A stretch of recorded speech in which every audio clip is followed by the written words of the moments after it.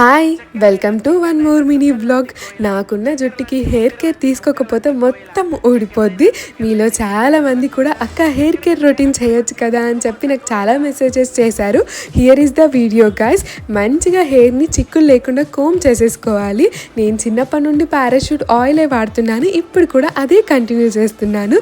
మీరు హెయిర్కి ఎంత బాగా ఆయిల్ పెడితే అంత బాగుంటుంది మీ గ్రోత్.